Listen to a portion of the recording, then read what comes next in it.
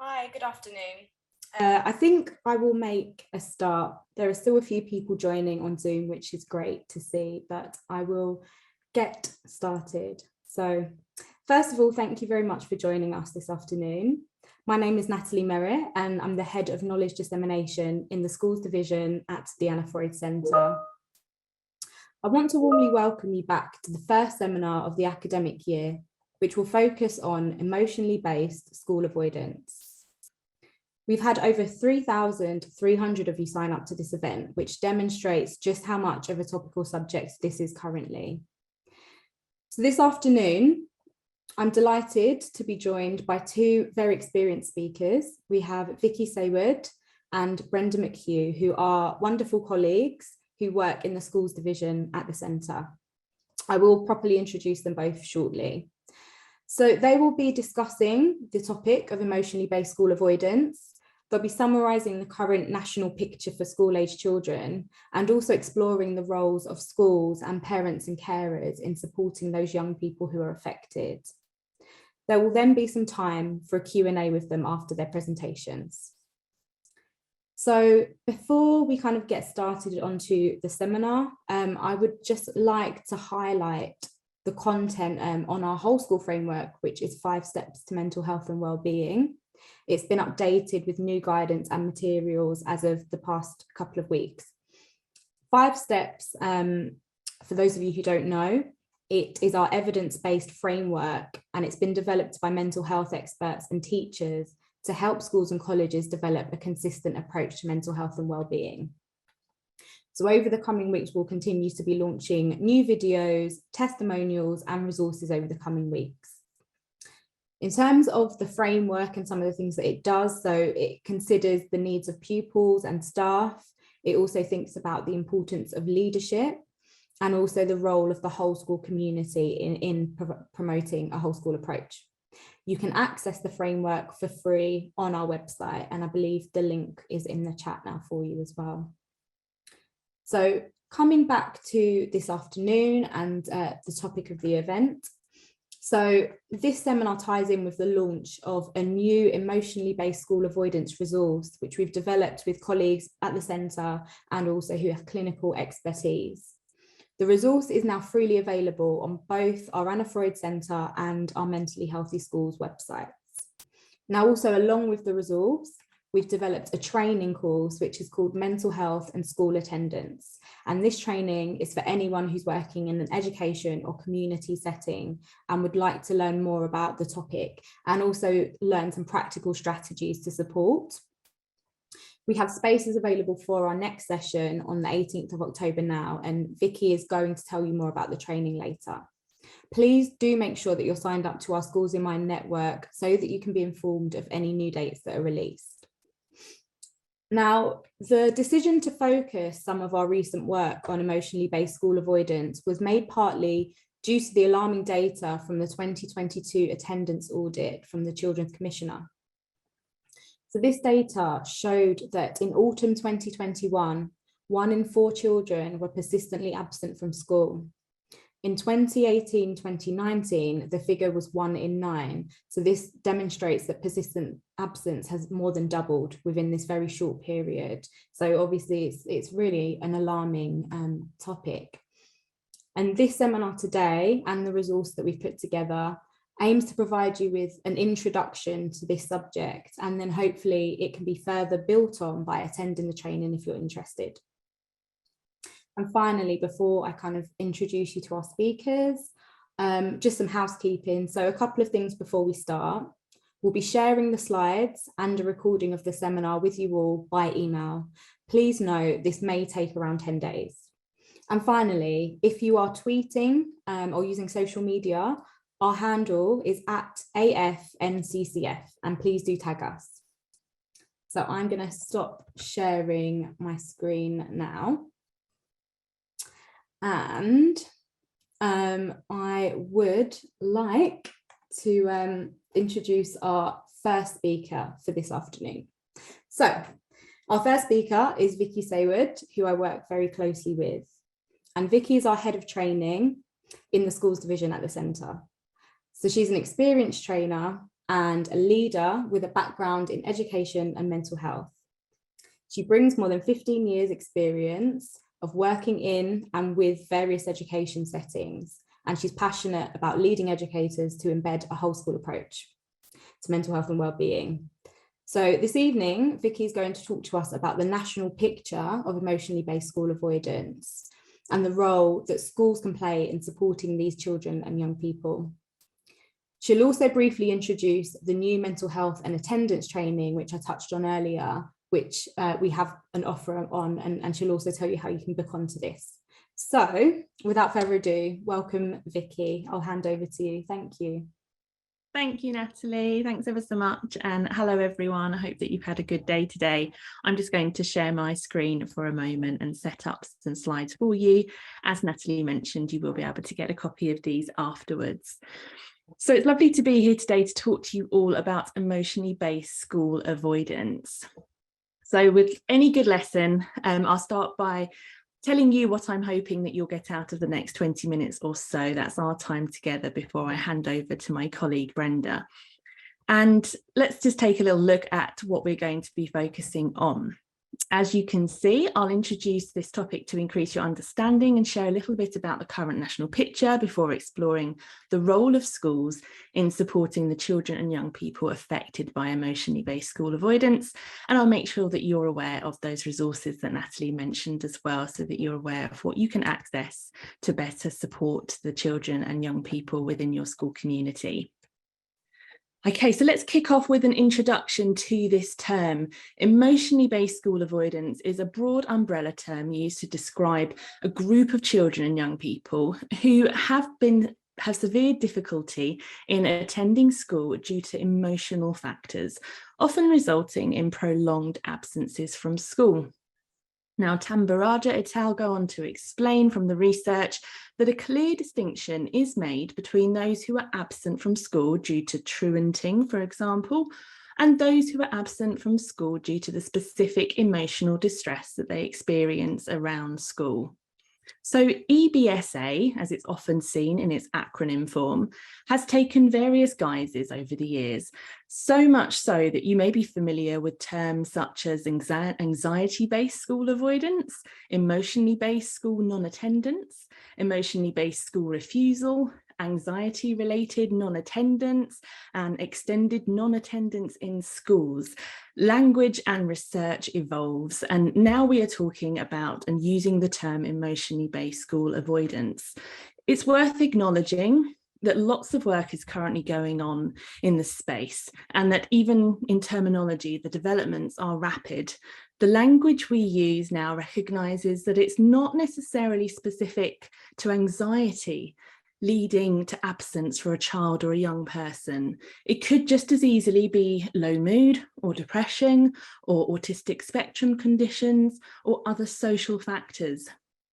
In our roles within schools, we're not here to make a diagnosis of any anxiety disorder. In fact, we all experience anxiety and it's quite normal. So using the term emotionally based school avoidance encompasses much broader issues. Now, EBSA is not truancy, school withdrawal, or school refusal, nor is it to be confused in this context with the European Billiards and Snooker Academy, which I found out the hard way on a quick Google search, just to let you know. Now, West Sussex Education Psychology Service, part of their local authority, first published guidance on this back in 2004. And have very much been spearheading guidance for schools and others working with children and young people ever since. So this is not a new phenomenon since COVID, and arguably avoiding school for a reason based in emotion for some pupils has certainly been a consideration for many years prior to the early noughties. However, West Sussex at the time referred to the issue as school refusal, as many schools and local authorities subsequently went on to do the same. Wakefield, Solihull, Bromley, Staffordshire, Somerset and Suffolk, to name a few, all have very comprehensive guidance to support their local schools and students experiencing EBSA. So it's worth looking at what support is available in your local area. Now, school refusal as a term is falling out of favour, as we now recognise this concern less as a deliberate act of defiance by a child or a young person, but more a complex area linked with an individual's mental health and well-being. The term school refuser locates the issue or the problem with the child or the young person and implies that they have control over the school non-attendance, where actually this isn't necessarily the case, and there can be wider environment issues that are instrumental in supporting a pupil back to school, as we will explore shortly. Now, the label school refuser also arguably oversimplifies a scenario that is different for every child and every family, and cannot be lumped into a one-size-fits-all statement, although you will still see this term in older UK research and research carried out elsewhere in the world. EBSA is also not just not attending school. In fact, when talking about pupils affected by EBSA, we also mean those who are coming into school, but they can't get to their classroom, or they don't attend particular lessons, or they get to a classroom but then they can't seem to stay there, perhaps avoiding specific physical places within school or at a particular time of the day as well, or avoiding specific people. There's a number of reasons, and I wonder if any students have come to mind for you when thinking about this. They certainly have done for me. So why is this happening? What are the causes? It's well recognised in the research literature that emotionally based school avoidance is often underpinned by several complex and interlinked factors, including the child or young person, the family, and the school environment. However, based on research from Kearney and Silberman, we know something about why this is happening. Firstly, to avoid uncomfortable feelings brought on by attending school for that child or young person, such as feelings of anxiety or low mood. Secondly, to avoid situations that might be stressful, relating to academic demands or social pressures or other aspects of the school environment. Perhaps to reduce separation anxiety, or to have feelings acknowledged by significant others, such as parents or other family members. And fourthly, to pursue tangible reinforcers outside of the school day relating to the child or young person's interests. The idea of staying at home gaming in your bedroom, for example, being a much more appealing prospect than going into school for the day. According to this model, the avoidance or uncomfortable feelings or situations described in the first 2 points could be viewed as negatively reinforcing the emotionally based school avoidance, whereas in the second 2 points, the emotionally based school avoidance could be seen as being positively reinforced by factors outside of school. And so what we see, as with many aspects of thinking about mental health, is that emotionally based school avoidance considers a seesaw of factors, where these can pull a child or young person away from school or can push towards school. And as you can see from the quote on the slide, EBSA occurs when stress exceeds support, when risks are greater than resilience, and when pull factors that promote school non-attendance overcome the push factors that encourage school attendance. And these push and pull factors can also be considered in a similar way to risk and protective factors that we often talk about within this field. So let's explore what these varying factors may include, which could lead a child or young person to becoming emotionally based school avoidant. We can consider these risk factors as those presenting more directly from the child or young person themselves, stemming from their family or home life, and perhaps based more in school. And this table that you can see on the slide is taken from our newly developed resource on EBSA that Natalie mentioned earlier, that will be available to you via our Mentally Healthy Schools website. When you'll make sure that we've got all the details for that so that you can access it. Now, we've referred to the guidance again from local authorities such as West Sussex on this, who have been advising their schools on EBSA for nearly 2 decades. The table here summarises risk factors such as mental ill health and trauma that a child may have experienced. At home, they may be a young carer or experiencing high levels of stress through conflict, current or historic domestic abuse, or financial uncertainty, for example. And school-based examples may include bullying, academic pressure, or difficulties in making or keeping friends. There's plenty more to explore here, as you can see, and the research suggests that the risk factors are wide-ranging and may cross over with risk factors for other signs of poor mental health or outcomes for children and young people as well. Now, to understand the current national picture, we do need to understand the data used to measure attendance. There's two key terms that are relevant when talking about EBSA, and we'll refer to those as SA and PA when you have a look in statistics. SA being severely absent. This means that someone is absent from school for more than 50% of the time. And that's measured in sessions, one session being in the morning, one session being in the afternoon. Now, persistently absent is the term that we're focusing on in relation to EBSA. That means that somebody is absent for at least 10% of their sessions. Now, the Department for Education state that the persistent absence threshold is 10%. So if a pupil's overall absence rate is 10% or higher of their possible sessions at school, they're classed as a persistent absentee. This is based on their individual absence level, not by comparison to a national threshold. The calculation for this is what you're seeing on the slide: a pupil's individual overall absence divided by a pupil's individual possible total number of sessions multiplied by 100. And then if this is greater than or equal to 10, the pupil is classified as persistently absent. Now, those of you with experience of using data around attendance will no doubt be familiar with this. But to briefly explain, government data on student attendance is done so via individual pupil enrolments rather than individual pupils. To use an extreme example, what this means is that a pupil who moves from one school to another during the course of the academic year would have two enrolments and could be classified as a persistent or severely absent pupil for one enrolment or not on the other, and that would appear in published statistics. In any case, you can see from this table that actually, if we have a look how it summarises persistent absence in England for the academic year of 2018-2019 and the last academic year we've just had, actually what's quite interesting are those rates. FFT Education Data Lab have been carrying out analysis into this, and I'm sure you'd agree that the increase over the last 2 years is clear to see. Now, isn't all of this just because of COVID, I hear you say?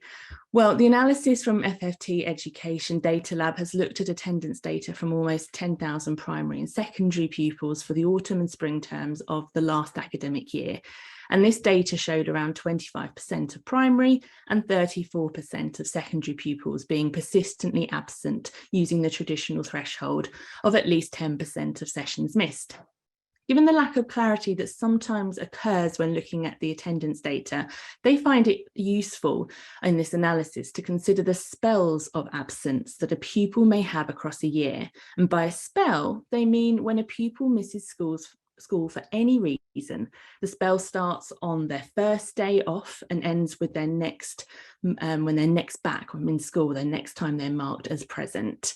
Weekends and other non-school days are ignored. So, for example, if a pupil misses Friday morning because they're poorly, Friday afternoon because they have to go to the doctors, and then they're only well enough to return the following Wednesday morning, they will have recorded one spell of absence lasting 3 days or 6 sessions. The graph you're seeing plots the spells of absence for pupils at primary, secondary, and specifically year 11 against those who were categorised as to having persistent absence. In other words, absent for more than 10% of the time. And year 11 do appear to be particularly affected by this. As you can see, those who are persistently absent have a higher percentage of a higher number of spells as we would expect. So let's bring COVID back into this. We know that anyone who tested positive for COVID-19 during these terms will have most likely had to at least isolate for a minimum number of days and may have been poorly themselves, resulting in their absence from school. Now, what's interesting is when FFT Education Data Lab looked at this and discounted up to 10 days for each pupil's longest spell of absence, such as an isolation period for COVID, it reduced persistent absence from 25% to 12.1% at primary, and 34% to 20.8% at secondary, as you can see in this table. So we're sharing lots of data here. It's all statistics, but the message is clear that many children and young people are continuing to miss a lot of school. Now, some of these will be because of emotionally based reasons. The analysis surmised that we might have expected pupils taking time off because they tested positive for COVID to be the driving factor behind these high rates of persistent absence. But if that were the case, we'd expect the adjusted rate with 10 days of pupils' longest spell of absence discounted to be reasonably close to the pre-pandemic rates. Primary was 8.4% and secondary was 12.7%. Now, for secondary, the fact that it remains so much higher is a concern. Perhaps this could be explained by reinfections, or perhaps there are other factors at play. And this is why the exploration of EBSA is so crucial. We also need to remind ourselves that there will be pupils who will be coming into school of a morning and register as present, but then they do not make it to certain lessons, missing assemblies, missing time in class, in which case they would still be classed as present. They wouldn't be classed as absent according to the attendance data, but they are still missing a lot of learning time. So what can we do? Well, let's explore now the role that schools can play in supporting those affected by emotionally based school avoidance. The good news is that we can do something about this. We don't need to medicalise EBSA. And a great place to start is to ensure that you're on your journey towards embedding a whole school or college approach to mental health and wellbeing. As you heard from Natalie earlier, we have a fantastic free framework called 5 Steps, which will support you to start reviewing your current provision and identify where your gaps are. So to look at that and the plethora of free resources available to you, we really would recommend that you head on over to our website to take a look at the 5 steps.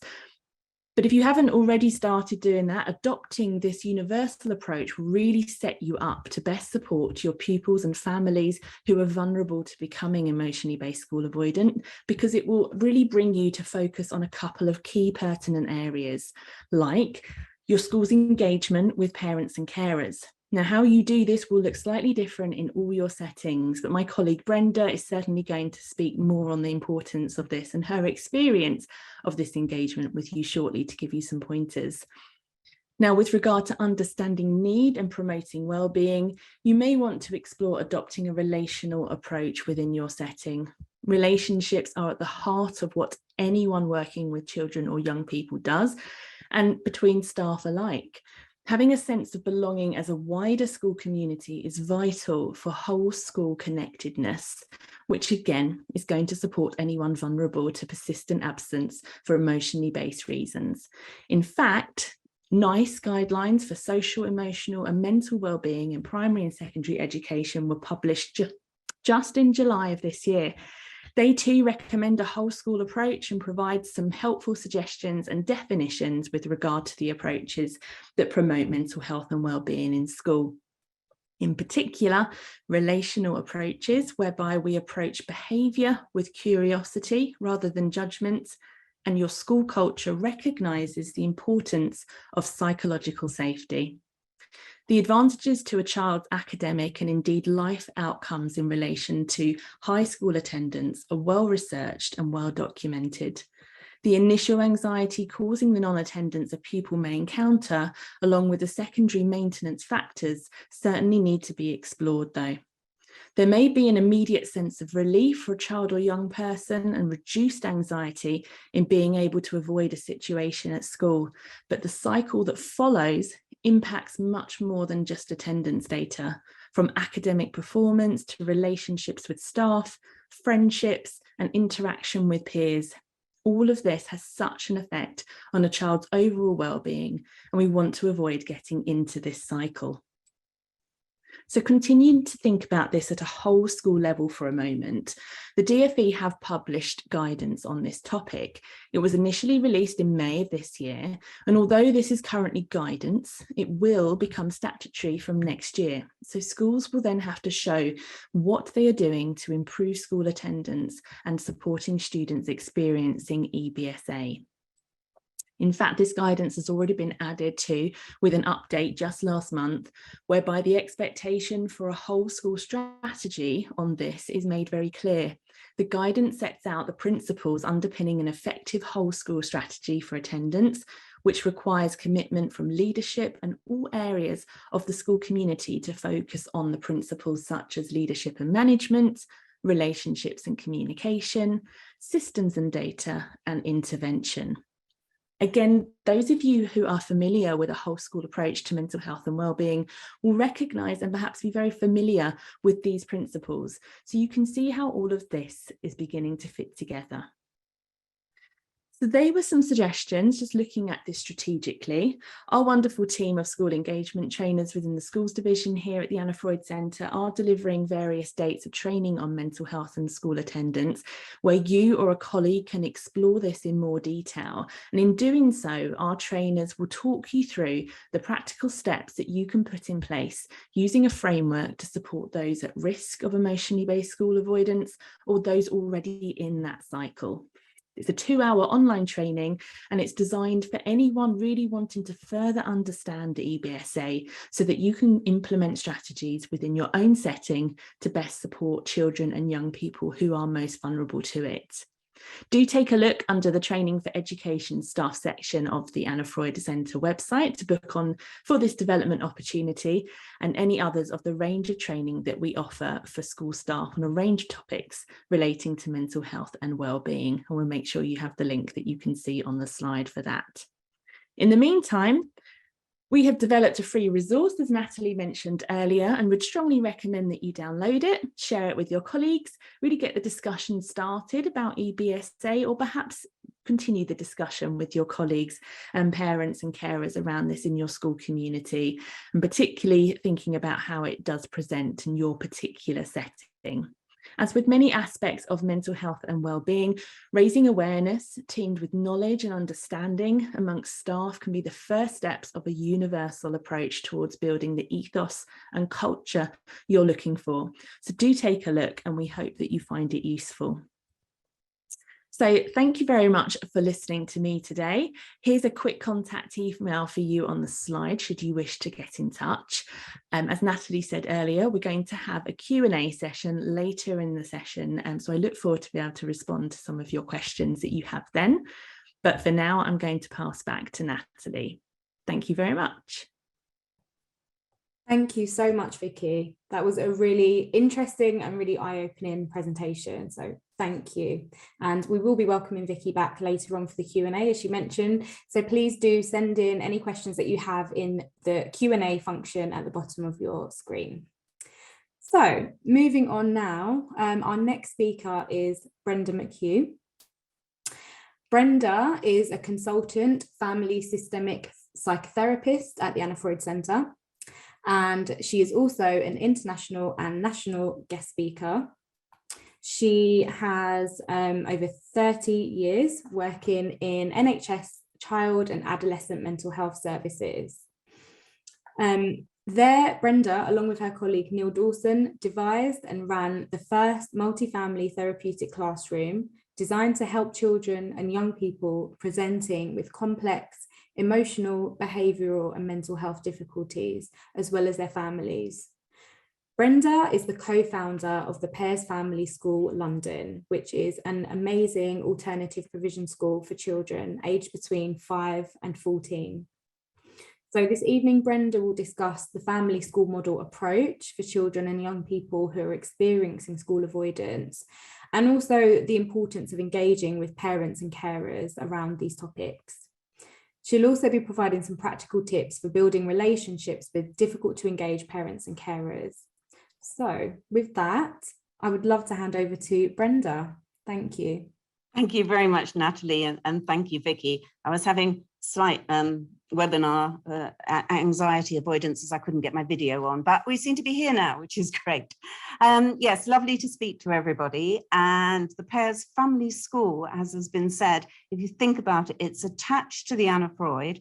It is, if you think of it as a research and development centre that services between 30 and 40 pupils at any one time, and has about 50% of those children who have not been in school for between a year and 4 years. So we try every day to see how we translate the good science into effective education practice. And I'm delighted to give you a little window into this.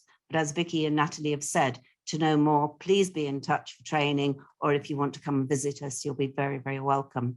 Thank you. Okay, thank you, Hannah. So the Pears Family School, we have been open for 7 years now, and our main aim is to share good practice. And as the name suggests, that the most effective thing that we have found to produce sustainable change is the inclusion of the family. And I'm going to talk a little bit more about that. Thank you. So one of the things we did yesterday was talk to our young people about how do we explain what we do at the family school for you who have not been in school for quite some time because of anxiety, because of a number of factors. So I thought I'd just share one of the drawings that one of our 13-year-olds did to explain the family school. And it's a lovely kind of tree metaphor, of course, but the center of that is the academic highway. We are a school, we are an Ofstedable school, we need to produce the results. But what we do in the branches of that tree is do a personalized care and learning plan for each child. And within that, we can develop interventions that are specific for that child and shared with the family for sustainable change. And I'm going to explain a little bit more about that. And I just loved what he said about that, because he said, just because my path is different, it doesn't mean I'm lost. And if you continue to walk down the right path and you keep walking, you're willing to keep walking, eventually you'll make progress. Thank you.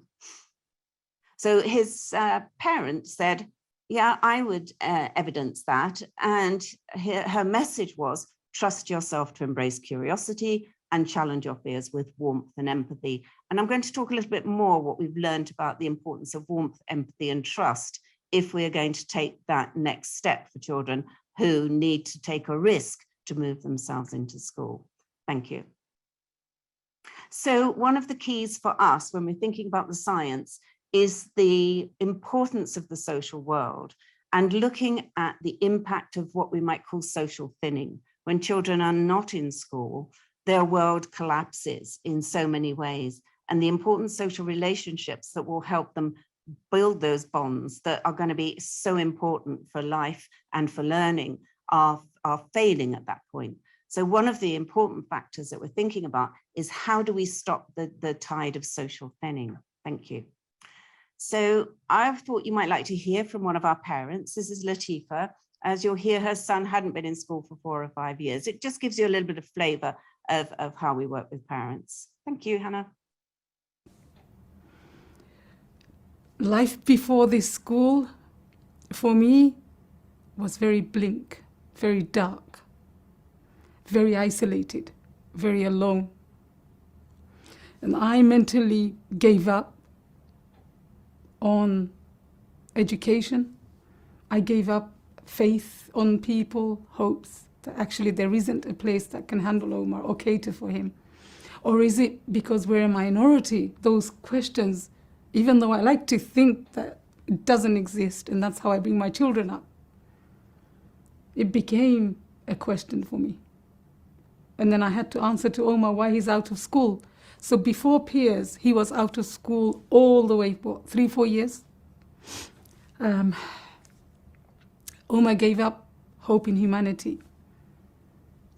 So he had no friends. He didn't know how to socialize anymore. We were so isolated in our home. And then CAMS became very actively involved in our lives. And it was CAMS that made sure and made Pears become a part of our life. And that's when things began to look up. Life began to blossom again. So Pears Family School restored faith in humanity for Omar and myself. I began to socialize again, to trust people again, to have faith again. And then slowly, Omar also started believing in that because he saw mummy being engaged and how the adults here, I mean, oh my God, the adults, the professionals here are so well trained and so thought out and very mindful of our sensitivity, our lives, our faith, and Omar's difficulties. And I think that's been the success of Pears Family School, is being able to have this relationship with the parents, and then that translates to the children. I had no idea that Omar actually builds relationship through me. So he sees mummy trusting people, and then he begins to trust the teachers. Thank you. So mum loves. Thank you. Brenda here, mum.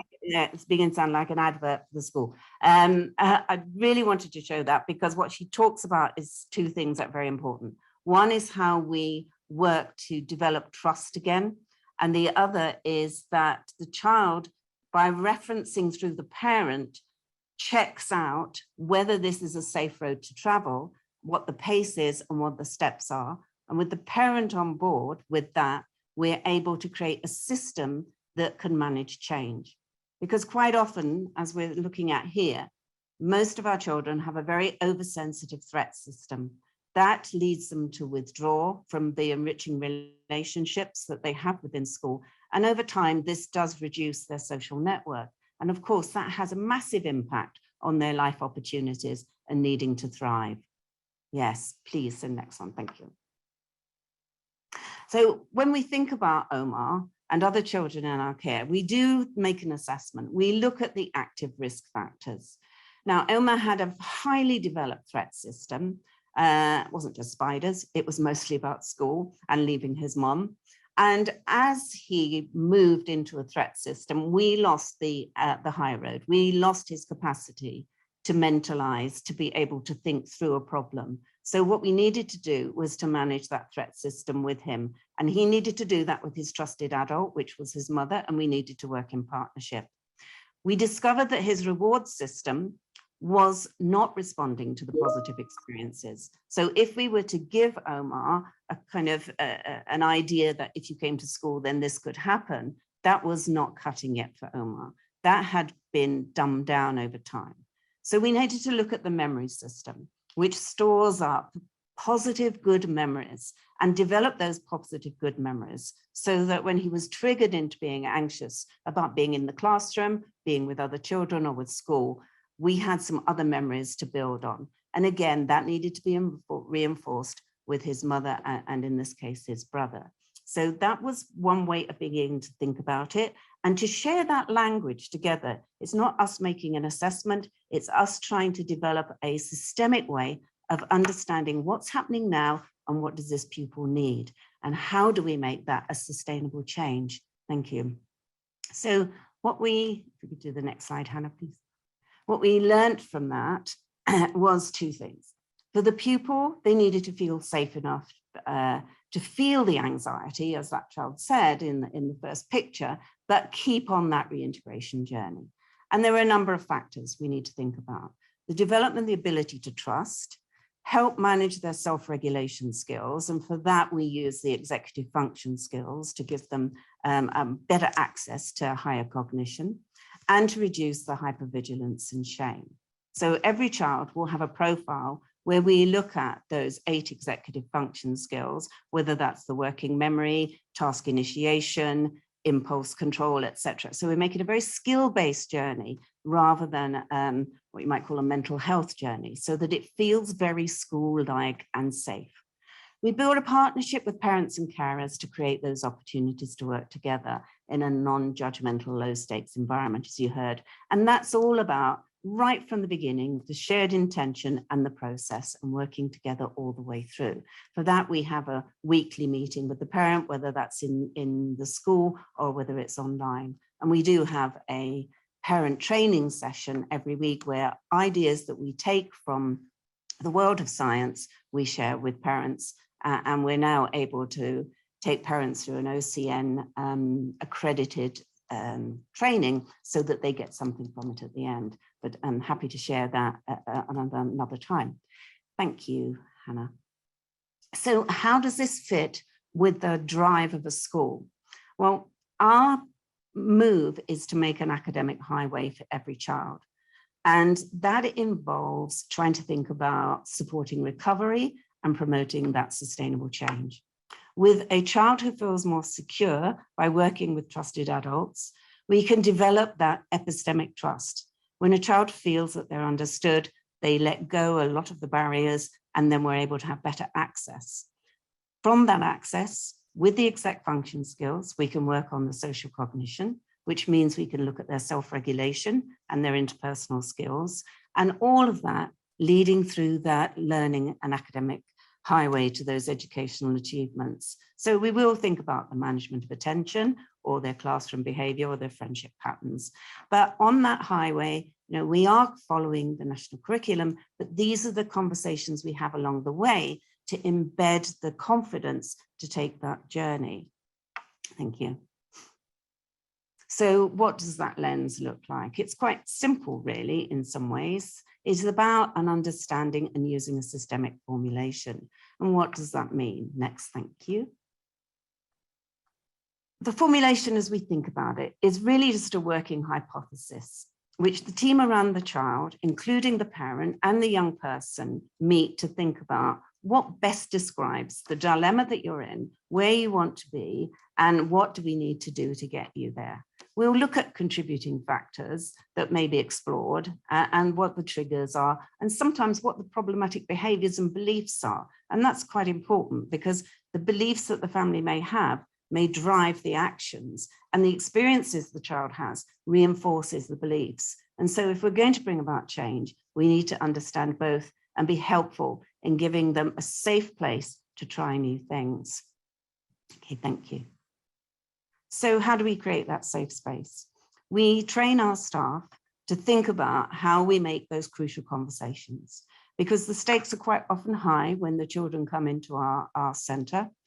We have very different opinions quite often between the professionals referring the child to us, and emotions are running strong. The outcome is going to significantly impact the lives of the child. And so we know that there's a significant risk of negative consequences. So we look to build a shared pool of meaning. We have a structured way of having that conversation. We're checking all the way that this is creating a safe environment. And we're checking whether we're losing that child and family either into silence, where they may say, oh, this is a wonderful idea, but actually we really don't have them engaged, or there's a lot of anger, which again means that we've got the pace wrong. So all of our staff have got a common language for how to have these crucial conversations, and that's quite important. Thank you. I asked the parents, talking to you, what would they say was the important ingredients of doing this? And they've identified a few things. Parents and children being together, active warmth, respectful curiosity, hopeful motivation and supportive challenge. And one of our mums put this into a lovely recipe that I'd just like to read to you. She said, if you can marinate your parents and children in active warmth until their hearts soften and their temperatures increase, you're on the road to recovery. And if you gently take your parents and children and add a larger dollop of respectful curiosity and ask questions to engage to better understand them, that's also good. But we also need to understand. So hopeful motivation is what you need until you see optimism rising. And if optimism is stubborn, just keep adding. And then when optimism has sufficiently risen, thickly spread your supportive challenge over all your parents and children. And when they're ready, serve them with pride. And we do. And it is that link of curiosity, but supportive challenge, because we need to break the habitual behaviors and thinking that lead the child and family into the same place. And I thought that was a very nice way of putting it. Next slide and last one, I think. So you will see in what Vicki has been sharing with you and what we're looking at within the resources that you can have, that we are looking at an assess, planning, doing and reviewing, which we all do every day in school. I suppose the difference is that we take a partnership with parent at every step of the way. We have parents in school to share with them the science as we know it, and we plan a personalized care and learning plan so that home learning supports what is happening with the school. And pretty much that is the simple heart of it. I think the step into inviting parents in school may be something that some people may feel, well, how do we do that in a way that minimizes risk? And very, very happy to share what we've done within our school and with other schools that we've shared this with. And I think that's all from me for now. So thank you very much for listening. Thank you. Thanks so much, Brenda. I think that was really, really informative and really helped us to think systemically around the child, and really moving testimony from Latifah as well. So thank you for sharing that. So at this point, I would like to welcome Vicky back as well. So if Vicky and Brenda, you want to come back on screen. Now, we have received a lot of questions. There's lots of interest, lots of questions around this topic coming in. I've kind of gathered them into some different kind of themes and topics. So I'm going to kick off with the first one. And just to say, you can continue to send questions in and we will try and get through as many as we can. We've got a little bit of time. We've got about 40 minutes for this. So my first question, I'm going to start with some questions around the training, Vicky. So we were getting a few questions in around kind of who is the training aimed at? Is it something that practitioners can also join in? So practitioners that maybe work in the home or community, is it also relevant for them, or is it only for education professionals? That's a very good question. So the training is aimed at schools and colleges foremost. We have actually delivered this training to others who work very closely with children and young people in more community-based settings or through local authorities. However, our primary audience with this one is for schools and colleges, because we do really look at some tools and some strategies that we know can really fit into some existing school systems and support structures that are available within schools. And we also use it as an opportunity for those who attend to really share their experiences of what's actually happening in their setting right now. And we find that very useful and reassuring for other schools and colleges to hear from one another as well of how they're dealing with some of those issues around EBSA that are coming up. So I would say it very much is aimed at schools and colleges in the first instance, and that really anyone who has that oversight of mental health and well-being in their setting is probably a clear contender for this. If you are, for example, a lead, if you're a senior mental health lead in your setting, then this would be a good training for you. If you're a SENCO, or if you're an attendance officer, if you're anyone that is looking at something solely relating to mental health and well-being and attendance, then there's obviously a clear link here. But it's also very accessible. So if you haven't had any training around this sort of thing before, then we really sort of start at the beginning and look at this and explore this together. So you'll be made to feel very welcome. Thank you, Vicky. That's brilliant. I just wanted to mention a couple of really lovely comments that came in as well. So in regards to the school, there was a rhetorical question, but why aren't there more of these schools? Someone commented, how powerful and moving Latifah's testimony was as well. So thank you. We have had lots and lots of questions about the Pears Family School, Brenda. Would you be able to tell us a little bit more about how children are referred to the school? Is it specifically only for children that live in the borough? And also who funds the spaces for them? Yes, thank you. And thank you for your lovely comments. That's just really heartwarming to hear. No, we are we take children from quite a wide range of different local authorities. How it's set up at the moment is some local authorities like to have a contract with us for so many places, and others just use us as sort of emergency drop-ins for their pupils. Obviously, we prefer to have a contract, no matter how small, because that helps us make sure that we always have space and that we've got the staff in place. Funding, we try to have joint funding with the school where possible, particularly if the child is going to go back to that school. And of course, the proportion of it changes depending on whether we're doing most of the work or or whether we've got them more reintegrated into school. And that is our kind of best option. But of course, we have, you know, DFE top up as an AP for those places as well. So we are pretty much London wide. We do have buses that collect children and drop them back. The main thing is just, can they get to us or not? But I think our ambition is to try and share as many of the effective processes that we know with people all around the country. So at the moment, we're doing quite a lot of training with Devon and Cornwall. We're about to do more up in Yorkshire, and we've been doing some in Cheshire. Anywhere that is interested in knowing any more about how do we get this sustainable change and get these children into school. So yeah, we're a bit London-centric in some ways, but our ambition is to share. And I think we're quite mindful that whether it's a coastal school or a city school or northern or southern, you know, there are different elements that we need to take into account as systems thinkers. But the ambition to engage parents and for them to feel that they are part of the solution. And when I say parents, I'm talking parents, carers, grandparents, older siblings, foster parents, adoptive parents. We're just looking for a system that can be supportive with new ideas around the child. Thank you, Brenda. That's really helpful. We also had a few questions around whether some of what we've been discussing is focused on the kind of national picture or international picture. So one of the questions we had was if the DFE guidance was for England only, and obviously, yes, that is only for England. Vicky, you mentioned that Wales also recently released an attendance review, but the expectation is for it to just become a strategy for England. So yeah, I wondered, Vicky, if there was anything about, if you know any more about it from an international perspective. Is it only a problem that is occurring in England at the moment, for example?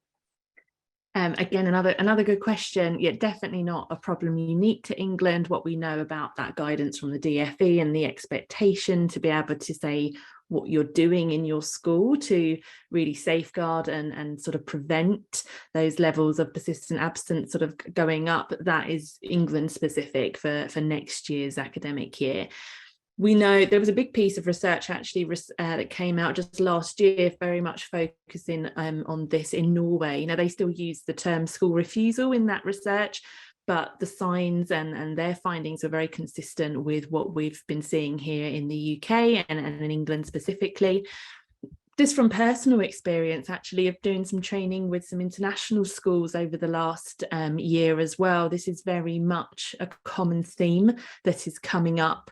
There's, I think, a whole wealth of factors to consider from when we were at that point of sort of a mix of blended learning, some online, some sort of virtually delivered, some face-to-face.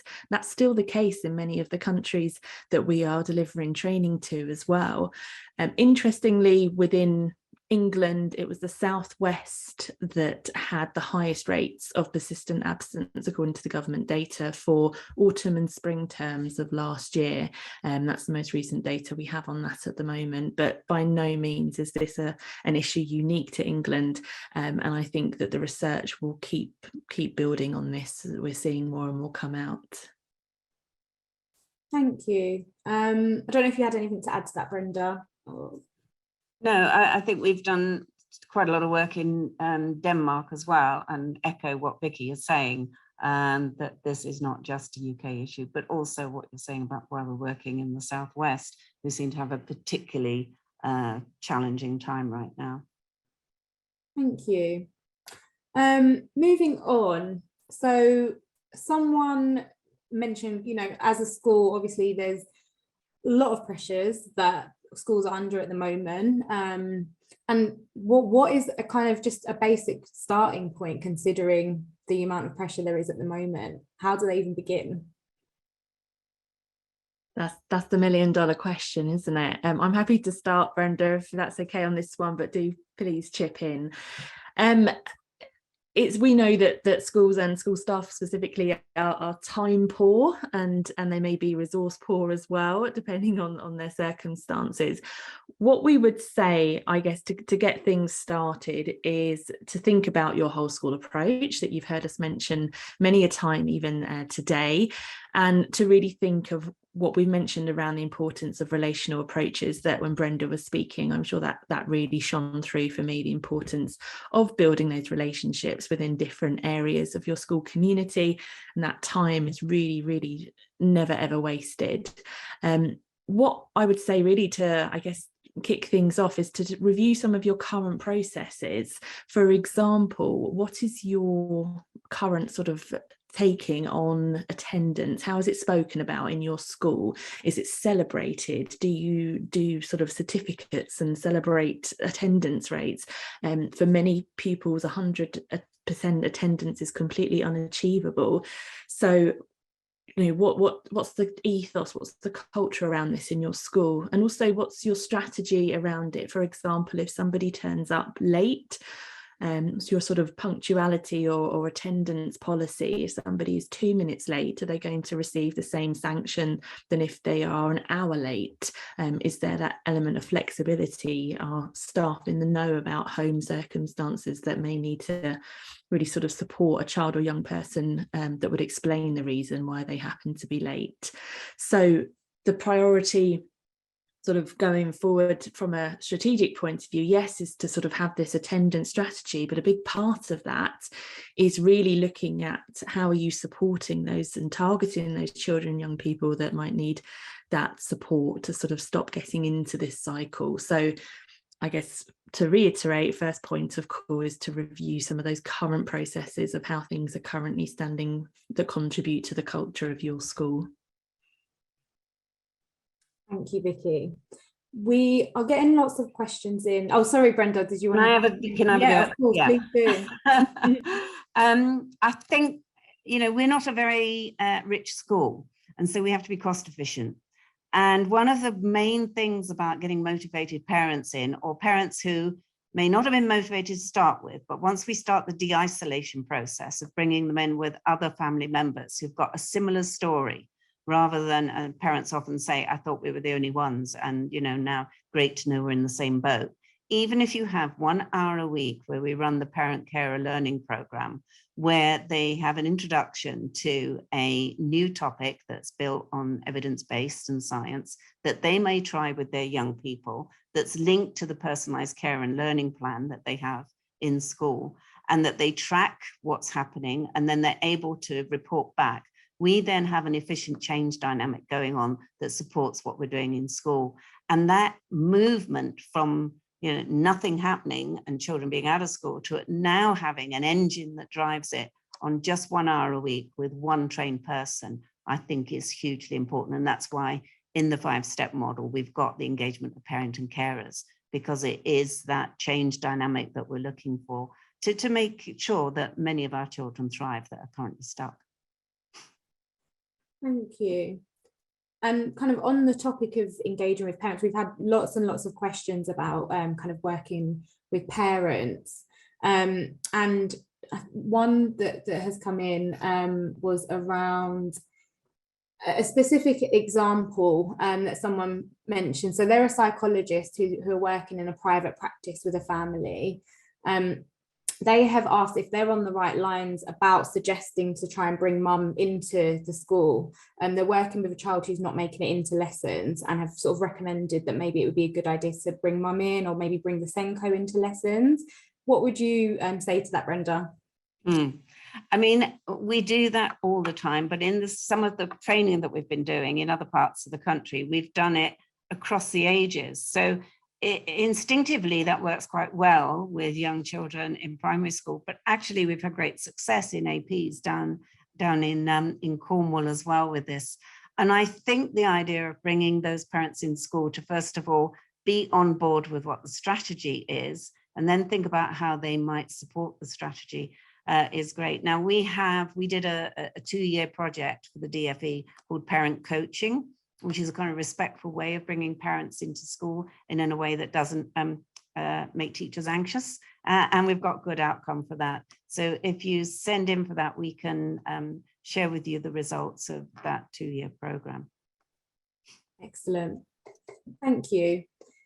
There's been lots of comments and questions coming in around neurodivergent pupils. So as an example, is there any strategies that are perhaps particularly for children that are on the autistic spectrum? Is there different things they should be thinking about when children have SEN or neurodivergent needs? I think, yeah, you might. I think we're both going to go for this. Just a quick kind of, shout out from the school, what we did. That's why we have the personalized care and learning plan, because if you've got a decent assessment going and everybody's on the same page, it may be that we're, learning strategies and interventions which are really helpful, depending where an ASD child is on the spectrum, that can be echoed at home and in school. And of course, then we're, speeding up the change process or the acceptance process. But I think that just making sure that we have those crucial conversations right at the beginning to build the trust that enables us, because as we go along, we're discovering new things. It's not just that we've got a diagnosis and then there you are. It is that journey together and stretching the opportunities as we work together as well. Sorry, Vicky, I don't know what you were going to say, but I wanted to add that. No, please don't apologise, Brenda, because I absolutely echo what you just said. And I think that importance of coming together, I think it's important perhaps to think about those students who have spent a lot of the last couple of years perhaps in the comfort of a space when they weren't expected to be attending school on a regular basis. It's interesting, I think a lot of the research is showing some of the detrimental effects on children and young people's health 2 years on from the start of the pandemic, and the social isolation and some of the impacts on our physical and mental health. What will be interesting to see as this more and more research comes out has been the true impact on those young people who had neurodivergence and with additional needs, because actually there was some real positives for them in those situations. They did have the comfort of being perhaps indoors each day, not necessarily having to face some of those triggering examples or some of the physical spaces or people or relationships within school and within the outside world that were causing that anxiousness for them. So I think that would be interesting. But I guess the key to that and the question around sort of strategies is really thinking about catching things early as possible, really talking to parents, really thinking about sort of any needs that they might also have, and thinking about sometimes there might be quite a quick fix that might really support a young person to be back into school or be able to access a particular part of school. There could be a physical place.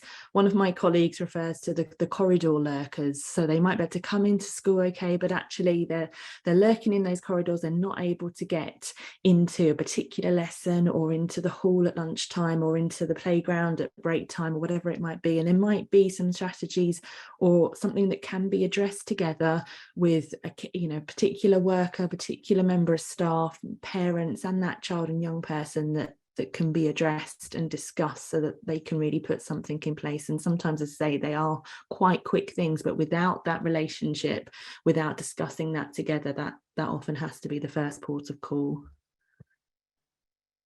Thank you. Talking about the relationship, we had quite a few questions, Brenda, which were around if there was any practical examples from the family school of ways that you work with children and parents to build that trust and security. So any specific interventions or just practical things that you do at the school? I think that right from the beginning, having everybody in the room working out what everybody sees as the problem and what needs to change is the starting point for that. And we do a number of things. I think the driving force, as I've said, is the kind of parent morning where parents come in and we look at some strategies that might be worth trying that week. And then in the afternoon, what happens in our school is that the parents will go into the classroom with some of those strategies and try those out. And because it's become part of the culture, that's accepted. And then we'll do a coming together and see what's worth carrying on and what's not. But it is that sort of conversations that we have and then putting those down as the next steps that do make the difference. We have done both in our APs down in Cornwall and in some of the primary schools in London, a coaching option where we will meet with the parents. We will talk about possibly executive function skills, and they can look either when they go into the classroom for a very short time at how their children are managing with those. We mark them off and then they come back and we look at what they could practice at home that could support those skills. And one of the things that works quite well once we've got a group gelled is that they look at each other's children, because sometimes your own lens get just a little bit cloudy with your own views or your own experiences. So a fresh pair of eyes, but that's all about building that kind of group support. And I think I've already said that the de-isolation, the parents feeling that they are producing almost like a family of parents that are taking care of the vulnerable children in the school. They then start giving social rewards to those children, and we use, if anybody wants to look up an intervention called Nurtured Heart, which has been incredibly successful in our school. And Nurtured Heart is helping parents think about not energizing the behaviors that they don't want to see, but energizing the behaviors that they do want to see. And us as teachers know a lot about that. But that's quite a good strategy, that once we've got a group of parents coaching their children, actually does change things around. There's lots, Natalie, I could go on, but I would just say we do have, because we're a practical school that has to deliver this stuff, if people want to come and see us or know more, please get in touch, and we'll probably give you a better description than that brief thumbnail that I've just given. We can share information also after this with some links and contact info. Just to pick up on one thing around the work that you're doing, someone asked, does the multifamily sort of approach work with this population in settings other than sort of a Pears type setting? So can it work in mainstream schools? Yeah, I mean, everything that we do has got an eye to, I mean, I was a mainstream school teacher before I went into CAMS and special schools, etc. The drive of this is to make this accessible for everybody. And the earlier we can start, rather than ending up in a school like Pears Family School, the better. So yes, everything, the multifamily group, the work, which again, Natalie can share with you, there's a free training online at the moment. All of those things are designed to create a difference, to get those children learning again. And our long-term data shows that where we've had children out of school for 2 or 3 years, this year they've gone on to do exceptionally well in exams, those that have done that. So I think we're feeling pretty confident that we can share that with mainstream schools. Some schools have put this into practice, that it's not just in their school, but they've grouped schools together and they have a group that's across different schools, and that's worked quite well. I've also been done in social settings, as long as we've got the main drive, which is how do we help our children move from being stuck to thrive, and let's work out various strategies to do that. Thank you. There were quite a few questions coming in. So Vicky, you sort of touched on EBSA or EBSA not being the same as anxiety related non-attendance. So just there's a few questions coming in. So what's the difference between non-attendance that's related to anxiety and emotionally based school avoidance? It's a good question. The terminology is changing and divulging really as we move with this one. However, the belief now is that you don't necessarily have to have a diagnosis of an anxiety disorder to feel anxiety, or to feel that feeling of anxiousness that is stopping some children and young people from accessing either individual subjects, lessons, times of the day, or indeed the whole school day or longer periods of time than that. So that's why we've moved away from thinking sort of specifically around anxiety disorders to thinking more around sort of the emotional spectrum of reasons why this could be that a child or young person isn't accessing their education. So really it's moving with the times around that, but it's also moving away from this clinical thinking that we must have some sort of diagnosis to explain why a child isn't attending school, because that does, it might be the case, but more often or not it doesn't appear to be the case. So part of the way that the research is evolving is sort of changing those terms, but also moving very much away from that sense of a child is choosing not to attend, and sort of putting perhaps a bit of the idea of blame at the heart of that decision making. We're very much moved away from that with what we know from the research these days, and so keeping well clear of those sort of terms. Can I add to that and echo what you're saying there, Vicky? Because I think that there's two things for us at the school. Is one, it gets harder and harder for parents or even schools to be able to access a diagnosis. And then from my point of view, having kind of worked in CAMS all this time, I'm thinking a lot of children have a mixed profile anyway. And what we're looking at is sometimes a predominance of sensory processing problems as opposed to a kind of ADHD or ASD diagnosis.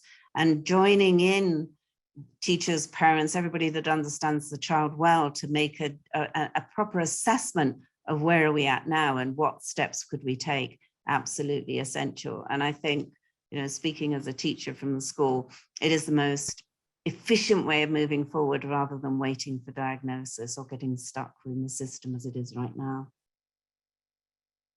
Thank you both, that's really helpful.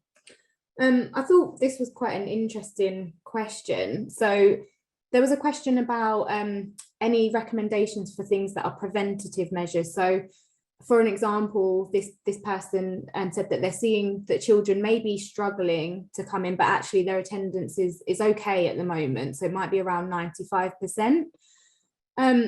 Is there anything you'd recommend in that case where it's not necessarily an issue at the moment, but they could see that there's progression and it could be likely to get worse? Vicky. So I'll chip in a couple of ideas from the start then. It's when we talk about sort of the attendance data, I think it can sometimes feel quite misleading, and schools will be very used to having to justify their attendance data. When we think about 95%, I always remember as a head of year being told, well, 95% still means that somebody is missing half a day every fortnight of their learning, and over the course of the year that equates to such and such, and etc. So I think in real terms, what I would perhaps do is have a look at that data in a bit more detail if you have it. So start to look at some of those patterns, start to look at if there are any sort of emerging themes or times where that absence is taking place. Is it falling on a particular day? Is it falling at a particular time of day?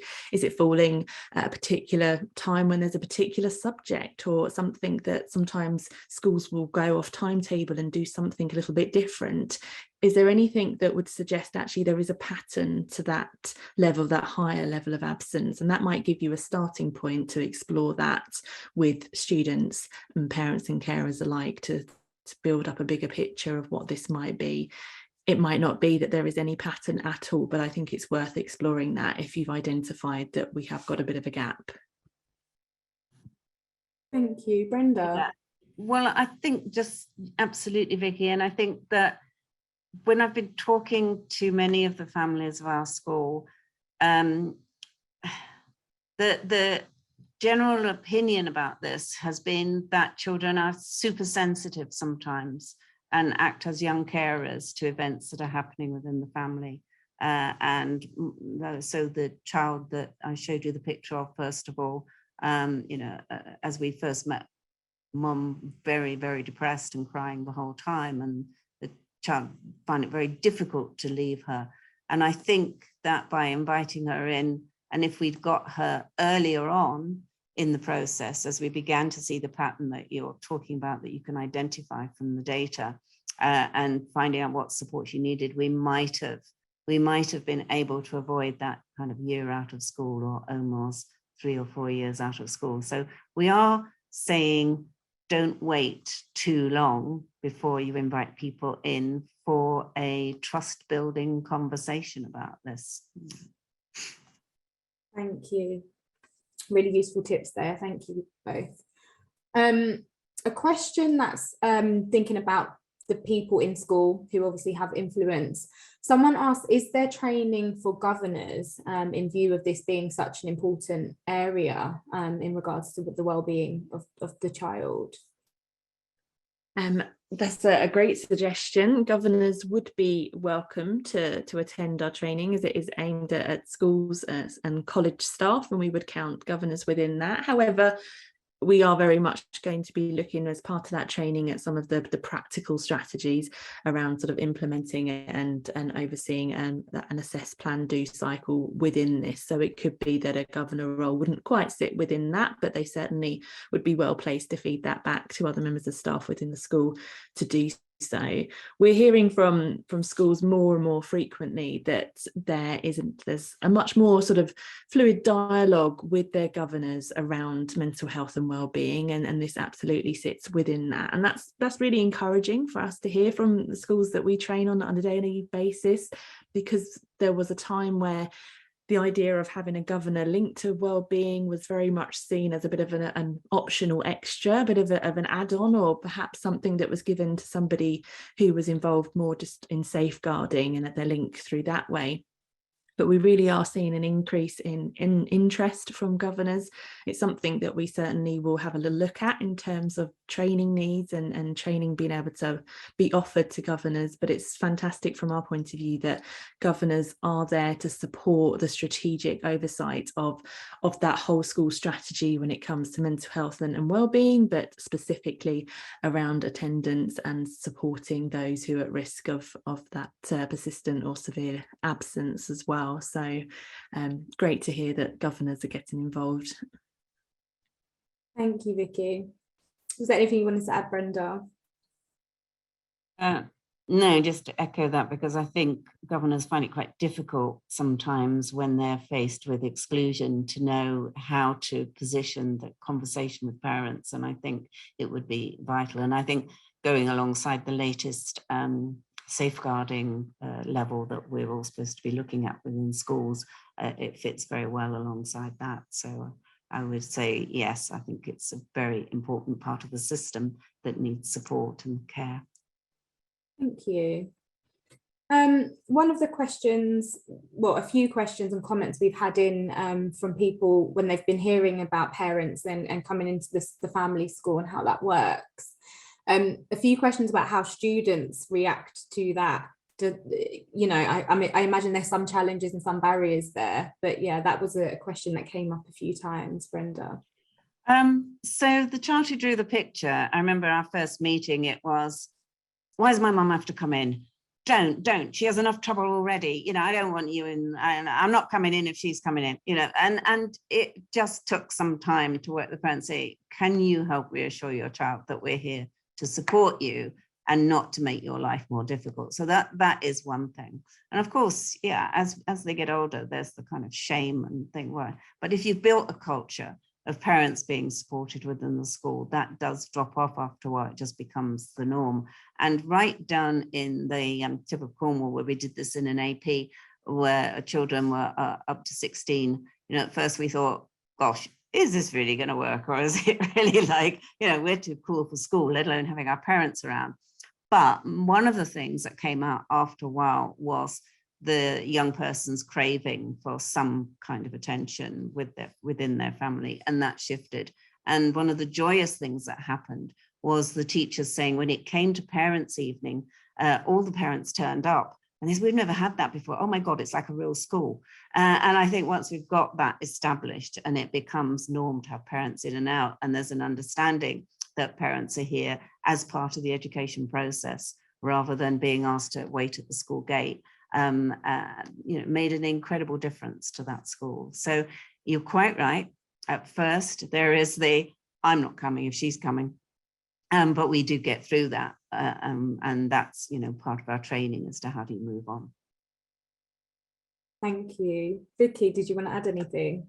Yeah, that's okay. I was just going to add really to when Brenda was talking, it really reminded me of a school that I was working with, a secondary school who very much highlighted some of the challenges that when they had sort of year sevens coming up, very used to perhaps higher parental engagement at primary school, very much that idea that you're seeing each other on the gate each day, you're able to have those conversations. Fully appreciate that the last couple of years threw all of that up in the air, but prior to that, it certainly perhaps was an easier way to access conversations with parents and carers, and perhaps nip some of those concerns in the bud that may have come up during the day or anything like that.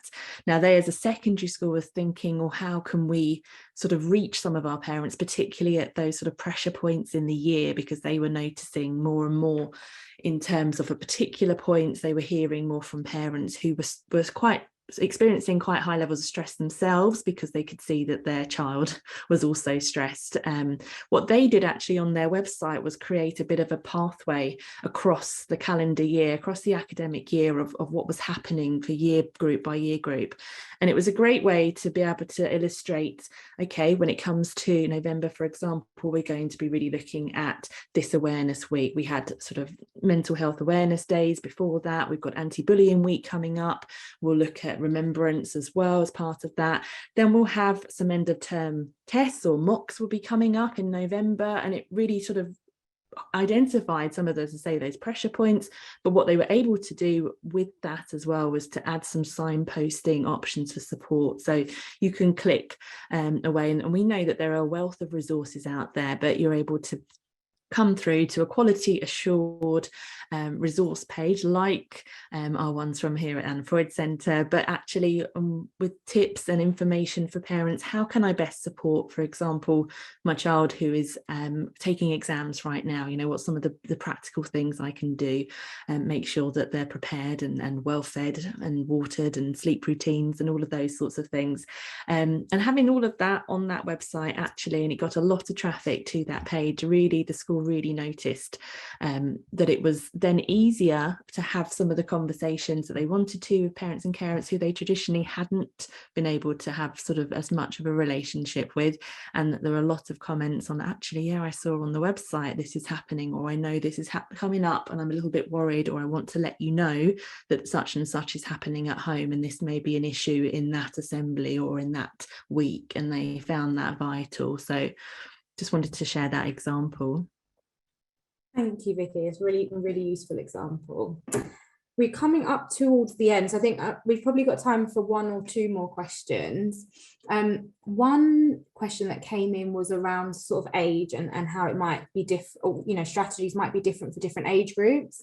So we had a question about whether there was anything different about reducing EBSA in sixth formers or college in comparison to lower years. I don't know if either of you have anything to add on the kind of older young people. I've always got things to add, Natalie, you know me, but Brenda, do jump in. Absolutely. I think what's really important to acknowledge is that the situation with looking at further education provisions is complex. There's a clear line where you're perhaps, if you're looking at sort of external partners and services, where all of a sudden you go from children and young people services to adult services as well. And of course, many further education institutions are working with adult learners as much as young people and adolescents. So it's really important to acknowledge that it is complex and it is tricky, and it's also very unique in the sense we know that all schools are different, but the way that further education is organised is completely different from region to region, local area to local area. So it's a tricky one, and we really acknowledge that. I think it's important to try and have real clarity with parents and carers, perhaps if young people are new to your provision, and to try and sort of highlight and explain what the contact routes are, or how you can sort of reach out to try and build those relationships from the off. That will help, but absolutely acknowledge that it's important to make those routes as accessible as possible, because as we know, as sometimes adolescents and get older, the engagement with parents and carers can be a tricky one to navigate. Brenda, is there anything you wanted to add? No, I think that's clear. I mean, I was just thinking about some of the older children that we've worked with, where some of the preoccupations for parents who are quite isolated is what are their children doing when they're not in school, and what risks are there for those children to be involved in. And we've had groups where we've started off with just parents who have started to share telephone numbers and done wonderful creative things, like being able to get in touch with each other's children when their child has gone missing, with a kind of message of, hello, your mum's looking for you, which is hugely embarrassing, but had quite an impact. And I think that you're quite right, Vicky, that what we're looking at is the different developmental themes and the different preoccupations. And if we get that right, we can start to build that community of support, and building the family around the families really who are quite isolated and finding it difficult to manage this by themselves. Thank you both. Thanks, really insightful. So I think just a final comment and question is around if there's any signposting or specific resources that maybe cover any of the interventions that we've mentioned. I know we will be sharing the link to our EBSA resource, but is there anything else that you would like to share in terms of links or signposting? No, I would say Vicky and I are going to race to this one. Very quickly. We are just about to launch our training into how to deliver the Ocm Parent Training in schools. We'll be delivering webinars soon, and on top of that, sort of how to have a 5-minute conversation with a parent that might have some impact as well as longer term. So our parental and carer engagement stuff is kind of in the pipeline. So watch this space and please keep in touch. De-isolation for us professionals is just as important as for families. Vicky, over to you. Absolutely, Brenda. I can't wait to see that piece of work as well. I guess my final thought was really just to have a look at what is available within your local area, and to touch on Brenda's point around sort of working collaboratively with other schools. Perhaps you're part of a cluster or a trust, and perhaps there are other local schools that you're able to really partner with on this. If you're not aware of your local authority's local offer, then it's really worth investigating. As I sort of said earlier, many have been really looking into this for a number of years and do have teams within their services that are dedicated to supporting schools and supporting those children and young people. And so if there's anything you can do to really bring, again, comes back to that relational approach, to bring everyone together around the table with this, then please don't do that in isolation. So reach out, have a look at what's available in your local area, because it could be that there's some support there that you're not aware of, or something that you can really reach out for as well. Excellent. Thank you both. Well, it is almost 6 p.m. now, so I would like to draw the seminar to a close. We've had lots of comments saying how useful, what you've been talking about has been. Some schools saying they felt really reassured by what you've said as well. So thank you both so much for joining us this evening. I found that really, really interesting and informative. And thank you also to everyone who's attended and joined us tonight. I really hope you found it useful. So our next seminar is called Supporting Students' Mental Health Through Everyday Interactions, and it will be taking place on the 3rd of November. So do please book your space if you'd like to join us again.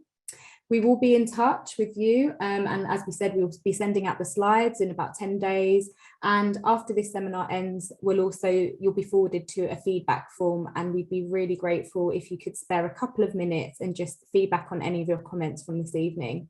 So thank you very much, everyone. Thank you so much, Brenda. Thank you so much, Vicky. And we'll end now. Take care. Thank you. Yeah, thanks a lot.